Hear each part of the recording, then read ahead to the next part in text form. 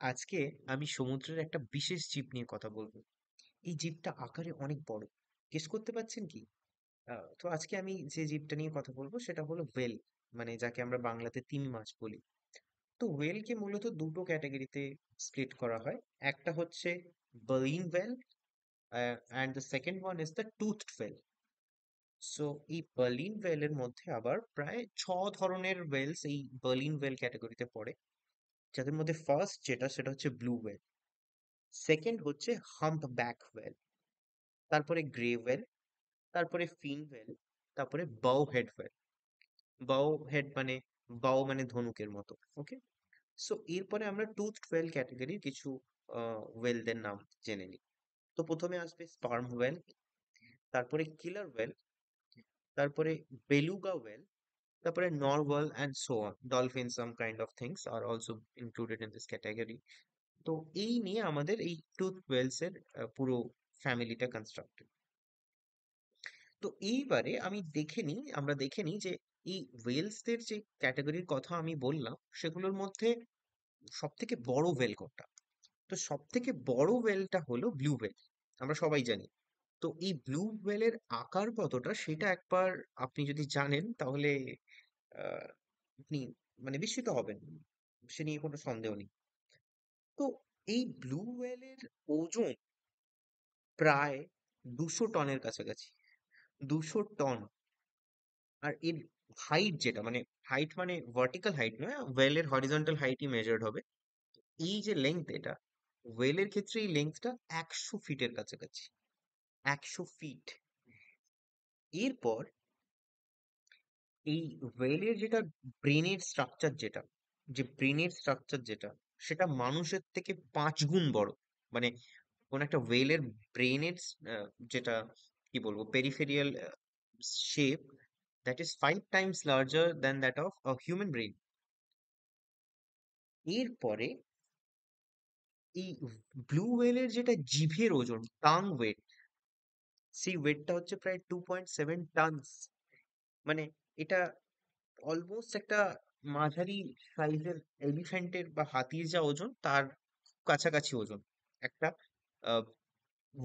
Blue হোয়েলের tongue এর ওজন, মানে জিভের ওজন। এত বড় একটা স্পিসিস কল্পনাই করা যাচ্ছে না। এরপর কোন একটা ব্লু হোয়েলের যেটা স্টামাকের সাইজ সেটা মিডিয়াম সাইজের একটা কারের সমান। মানে প্রায় একটা মিডিয়াম সাইজের কার যতটা বড় হতে পারে, এই ব্লু হোয়েলের স্টামাকের সাইজও প্রায় ততটাই। তো এত বড় বেসিক্যালি আমাদের এই হোয়েল নামক প্রাণীটি, মানে যাকে আমরা তিমি মাছ বলেও জানি। তো এরপর শুধুমাত্র এদের মানে কি বলবো, এর আকারে কতটা বড় সেটা নিয়ে আমাদের আজকের গল্প নয়। আজকে আমরা দেখবো যে এই ওয়েলের কন্ট্রিবিউশন কতটা আমাদের এই পুরো বায়োলজিক্যাল ইকোসিস্টেমে। তো তো এই হোয়েলটা কিভাবে আমাদের এই পুরো ইকোসিস্টেমে কন্ট্রিবিউট করে সেইটা আমরা একটু জেনে নেবো এবারে। প্রথম কথা, এই ওয়েলসের যেটা এক্সক্রিশন, মানে ওদের যেটা মল, সেই এক্সক্রিশন থেকে সমুদ্রের তলায় যে ফাইটোপ্ল্যাঙ্কটনস আছে, সেই ফাইটোপ্ল্যাঙ্কটনসরা সেই এক্সক্রিশন সেই এক্সক্রিশন অফ দ্য ওয়েলসকে ইউজ করে তারা নিজেদের সালোক সংশ্লেষ করে, ফটোসিনথেসিস করে। এবং এই ওয়েলের যেটা এক্সক্রিশন সেটা এত মিনারেল রিচ যে it works like a protein shake for the phytoplanktons inside the sea. তো তার মধ্যে প্রচুর আয়রন আছে এবং আরো বিভিন্ন রকম নাইট্রোজেন, আরো কিছু মিনারেলসও আছে। তো এই জন্য সেই জিনিসগুলো, মানে সেই excretion of the whale is so nutrient rich that, মানে সেখানে ফাইটোপ্ল্যাঙ্কটনসদের যে খাবার তৈরি করার জন্য সেটা খুব বেশি মাত্রায় ইউজ হয়। এই ফাইটোপ্ল্যাঙ্কটনস কি করে?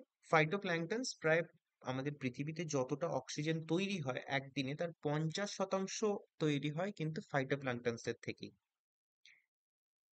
আর এই ফাইটোপ্ল্যাঙ্কটনস প্রায় পুরো নেচারের 40% কার্বনকে কিন্তু অ্যাবজর্ব করে।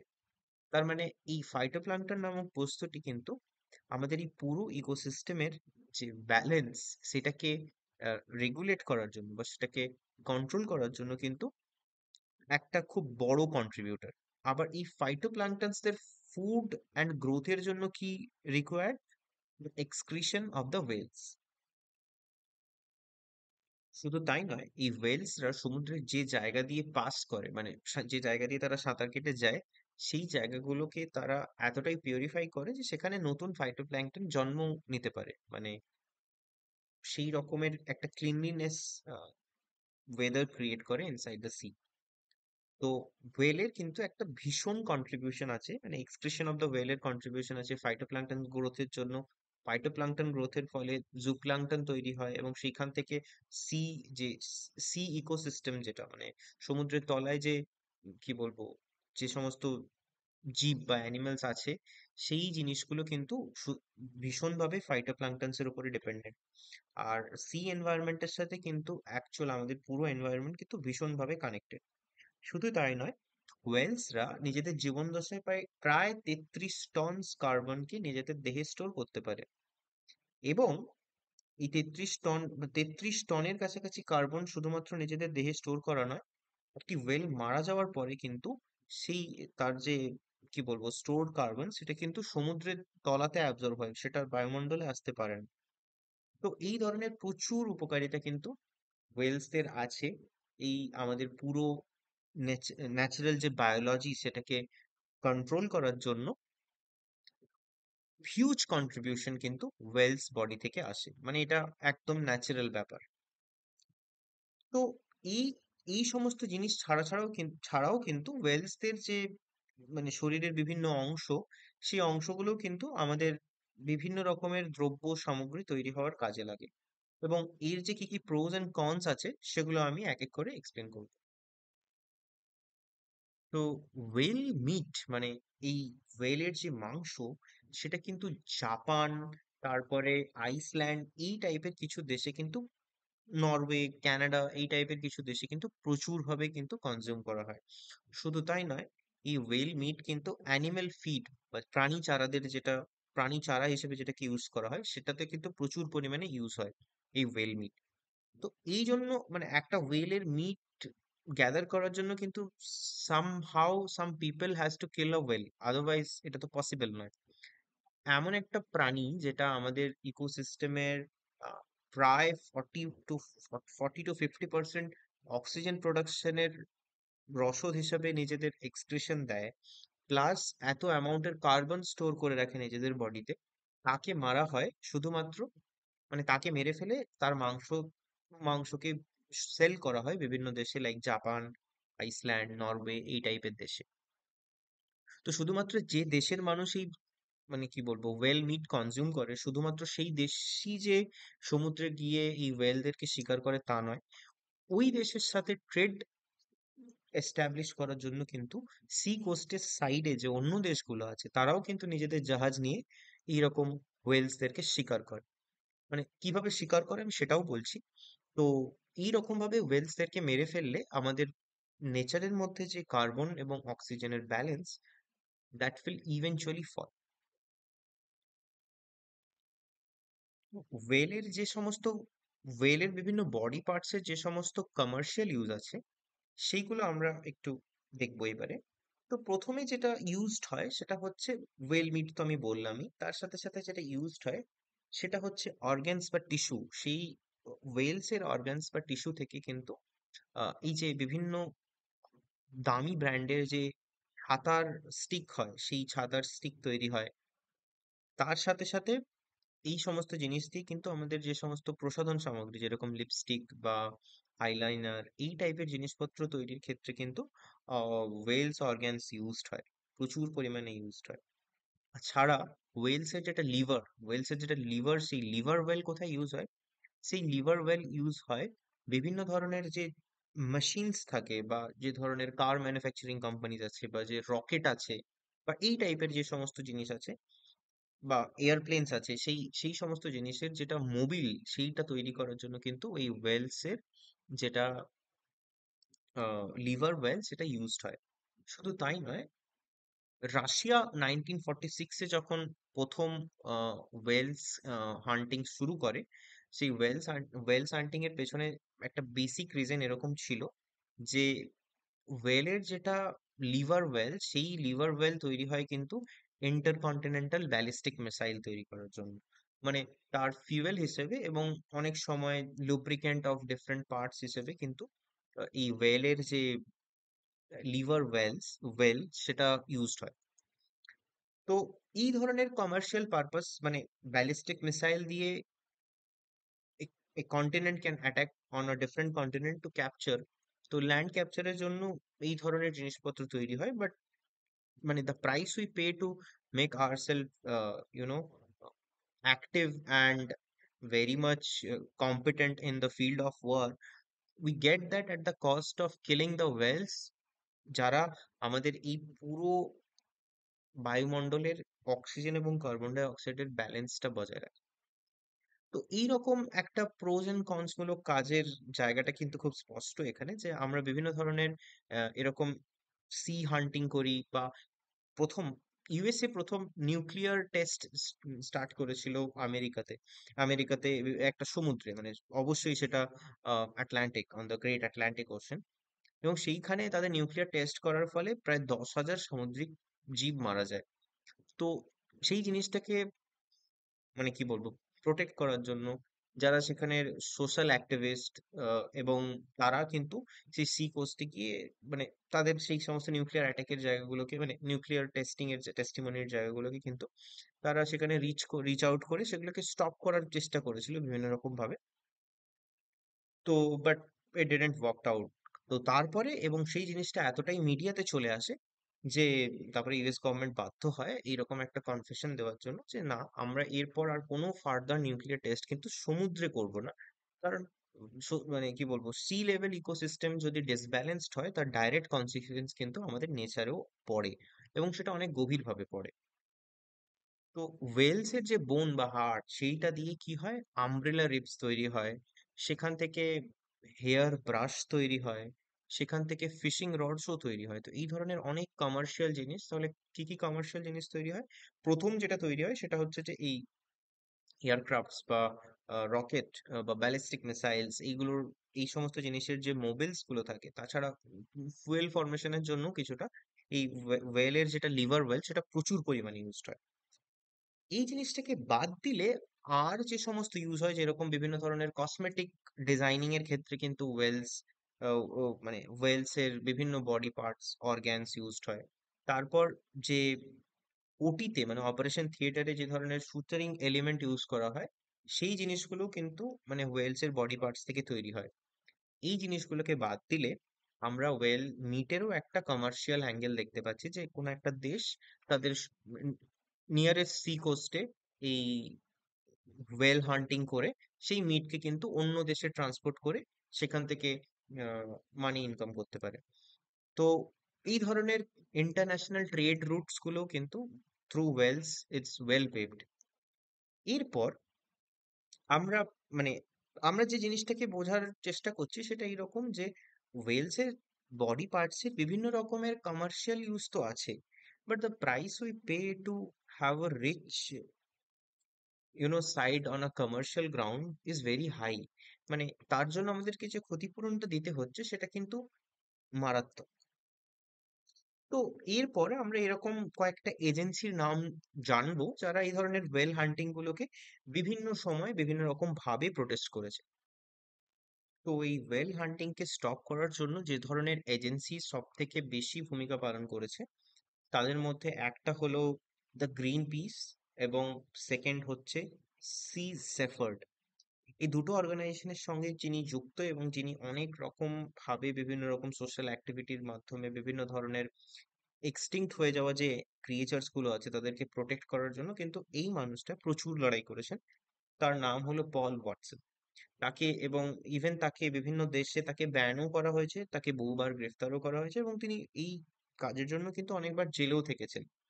তো এই গ্রিন পিস যে সংস্থাটি, মানে সেই সংস্থাটির একজন বোর্ড মেম্বার ছিলেন এই পল ওয়াটসন, যিনি কিন্তু অনেকবার নিজের অপারেশন চালিয়েছেন সমুদ্রের মধ্যে, এবং বিভিন্ন দেশের জাহাজকে এই ধরনের ওয়েল হান্টিং থেকে প্রোটেক্ট করার জন্য তিনি গুরুত্বপূর্ণ ভূমিকা পালন করেছেন।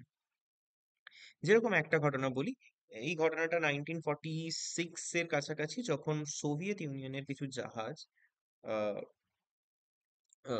এক্সপ্লোসিভ হারপুনস দিয়ে সমুদ্রের যে ওয়েল সেগুলোকে খুন করছিল।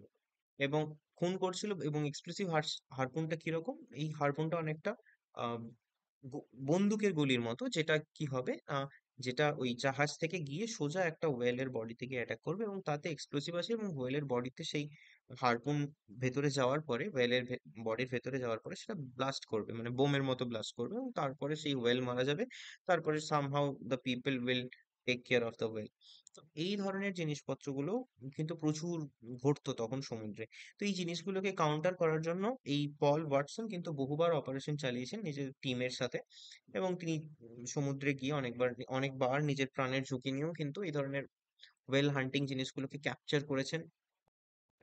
এবং সেটাকে তিনি আবার সোশ্যাল মিডিয়াতে বা বিভিন্ন দেশের গভর্নমেন্টের কাছে, মানুষের কাছে সেই ছবিগুলো, সোশ্যাল মিডিয়া বলাটা ভুল, কারণ তখন তো শুধুমাত্র আহ এই মানে তখন সেই সময় তো এই সোশ্যাল মিডিয়া জিনিসটা ছিল না। তো তখন বিভিন্ন ধরনের নিউজ পেপারে কিন্তু সেই নিউজ পেপারের ফ্রন্ট পেজে কিন্তু সেই ফটোগুলো আসে।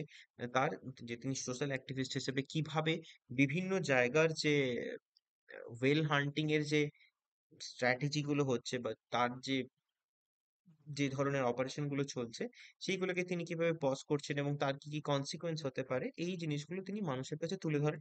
এবং আহ অন্যান্য দেশের মানুষজন একটু বেশি সেনসিটিভ এসবের ব্যাপারে, তো তারা বিভিন্ন ধরনের প্রতিবাদ করে, এবং সরকার তার জন্য বিভিন্ন রকম পলিসি নিয়ে আসে।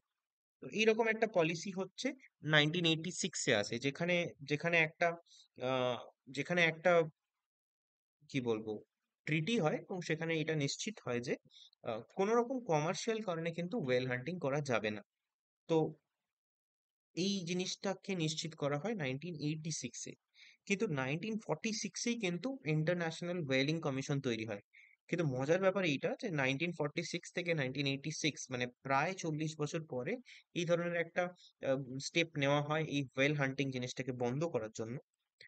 কারণ এই ব্যাপারটা মজার কেন, কারণ ওই ইন্টারন্যাশনাল ওয়েলিং কমিশনের যে মানে ওয়েলিং কমিশনের যে সদস্যরা ছিল, সেই সদস্যরা ম্যাক্সিমাম সেই দেশেরই ছিল যারা সত্যি সত্যি করে ওয়েল হান্টিং করতো। মানে এমন একটা দেশ যে নিজে ওয়েল হান্টিং করে, সেই আবার ইন্টারন্যাশনাল ওয়েলিং কমিটির সদস্য, মেম্বার, বোর্ড মেম্বার। তাহলে অ্যাকচুয়াল যে প্রবলেমস গুলো, সেগুলোর সলিউশন তো কোনোদিনই হবে না। যদি মানে যেই রক্ষক সেই যদি ভক্ষক হয়, তাহলে সেই রকম ব্যাপারটা হয়ে যাচ্ছে। তো যেরকম জাপান, জাপান এই ইন্টারন্যাশনাল ওয়েলিং কমিশনের কিন্তু একটা মেম্বার ছিল। জাপান সারা পৃথিবীতে সব থেকে বেশি ওয়েল হান্টিং করতো। কেন?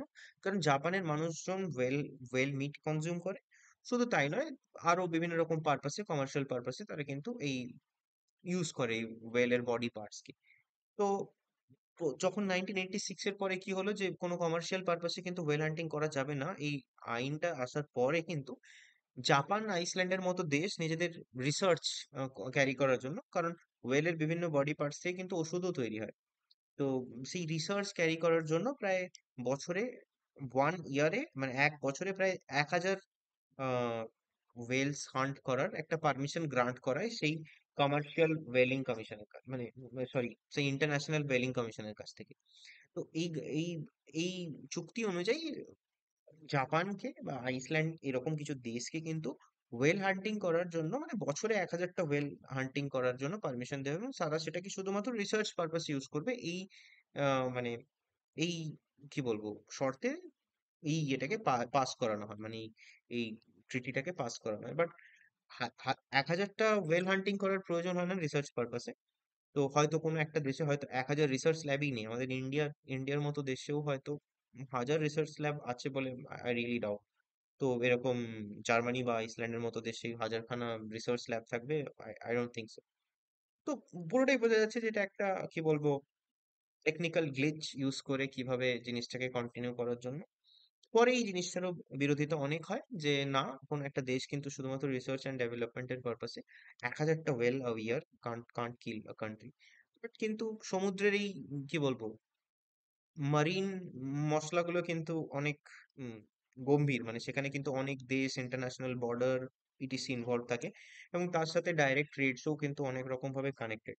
তো এই জিনিসগুলো সোশ্যাল লেভেলে তো ঠিক আছে, বাট নর্মাল হিউম্যান বিইং হিসাবে এই সমস্ত জিনিসে খুব একটা কন্ট্রোলিং পজিশনে পৌঁছতে পারা কিন্তু ইজ বিট ডিফিকাল্ট, আনলেস এইরকম পল ওয়াটসনের মতো যদি কোনো সোশ্যাল অ্যাক্টিভিস্ট সেই জিনিসগুলোকে সবার সামনে নিয়ে আসেন এবং তার কনসিকুয়েন্সেস গুলো বলে বোঝানোর চেষ্টা করে, এবং তারপর কোনো দেশের নাগরিকরা যদি সেই ধরনের জিনিসপত্রগুলোর এগেনস্টে যায় যে না, আমরা কোনো রকম কোনো কমার্শিয়াল পারপাসে এই ধরনের জিনিসপত্র ইউজ করব না।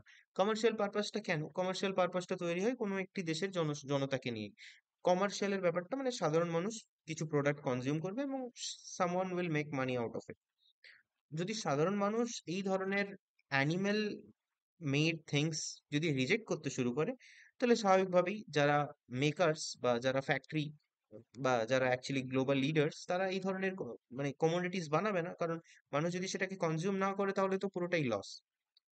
এই ধরনের কিছু সোশ্যাল অ্যাওয়ারনেসের প্রয়োজন আছে, এবং কারণটাও খুব স্পষ্ট যে এই ওয়েল নামক যে ক্রিয়েচারটা আছে সেটা কিন্তু আমাদের সমুদ্রের ইকোসিস্টেমের পুরো ব্যালেন্স কিন্তু বজায় রাখে। সেখানে বিভিন্ন ধরনের তাদের কন্ট্রিবিউশন আছে সমুদ্রের মানে ইকোসিস্টেম বজায় রাখার জন্য, এবং তার সাথে আমাদের এক্সিস্টেন্সটাও কিন্তু ডাইরেক্টলি কানেক্টেড।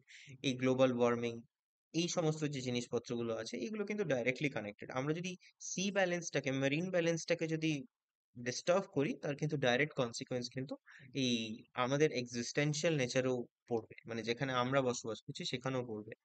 তো এই জন্য আমাদের প্রত্যেকটা মানুষকে এই সমস্ত বিষয়ে একটু সতর্কতা রাখা উচিত, এবং একটু অনারও থাকা উচিত যে আমরা যদি কোনো একটা জীব থেকে এতটা উপকৃত হই, তো শুধুমাত্র নিজেদের স্বার্থের কথা ভেবেও যদি আমি বলি যে শুধুমাত্র নিজেদের স্বার্থের কথা ভেবেও যদি বলি যে না, আমাদের যেহেতু আমাদের এক্সিস্টেন্সের জন্য এই জীবটার প্রচুর ভূমিকা আছে, তাই এই জীব থেকে যদি কোনো কমার্শিয়াল অ্যাঙ্গেল তৈরি হয় আমরা সেটাকে সাপোর্ট করবো না। মানে মানুষ কিন্তু ওয়েল মিট কনজিউম করা ছেড়ে দিতেই পারে, ওয়েল থেকে যে ধরনের ব্যালিস্টিক মিসাইলস তৈরি হয় তার কোনো বিকল্প বানানো যেতে পারে। তো মানে বেসিক্যালি ব্যালিস্টিক মিসাইল দিয়ে তো কোনো একটা উম দেশকে মানচিত্র থেকে মুছে যাবে, তার বেশি তো কিছু নয়। তো এবং তার কস্ট যদি আমাদের পুরো পৃথিবীর ভারসাম্যকে নষ্ট করে, তাহলে আমাদেরকে সেই ধরনের কিছু হিংসাত্মক পরিকল্পনাগুলোই কিন্তু ছেড়ে দিতে হবে। মানে সেই যে সমস্ত প্ল্যানস আর those plans which are full of vengeance we should drop them, এই ধরনের একটা কনক্লুশনে আমরা পৌঁছতে পারি। তো এই ধরনের সোশ্যাল অ্যাওয়ারনেসের আমাদের একটু প্রয়োজন আছে। তো এই ছিল এই পুরো কন্টেন্টের বক্তব্য, যে কিভাবে আমরা বিভিন্ন রকম সামুদ্রিক, শুধু ওয়েলস নয়, ওয়েলস তো একটা এক্সাম্পল মাত্র, এরকম আরো অনেক সামুদ্রিক জীব আছে যাদের সাথে কিন্তু আমাদের এক্সিস্টেন্স কিন্তু ওতপ্রোতভাবে জড়িত।